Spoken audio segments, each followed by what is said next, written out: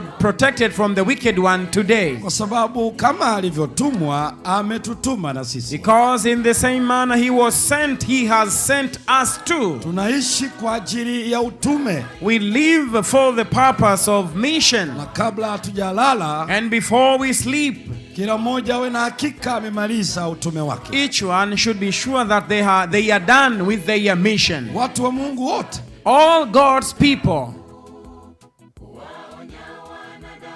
walio waaminifu, those who are faithful, walipokutana na kifo, when they faced death, walikuwa wamemaliza utume wao. They had finished their race, their mission. Mungu atujalie. Therefore may the Lord help us. Badala ya watu kusema siku ile, instead of people saying on that day, tukiwa kwenye jeneza, while lying in our coffins, amemaliza mwendo, he is done with his race.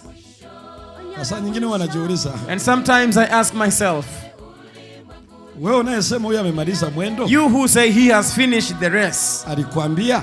Did he tell you?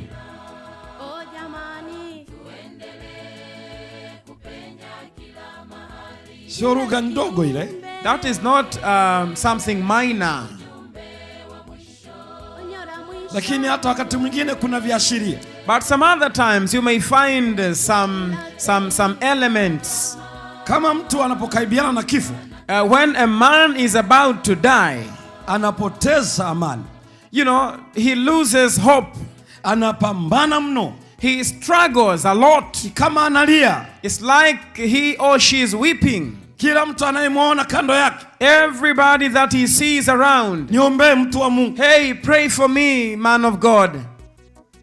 Halafu anakufa. And then he or she dies. Halafu mimi nasema, and then I say, ama wewe unasema, or you say, amemaliza mwendo. He is done with his race. Wanaomaliza mwendo hawafi namna hii. Those that finish their race doesn't die in that way or that manner. Hamna. No.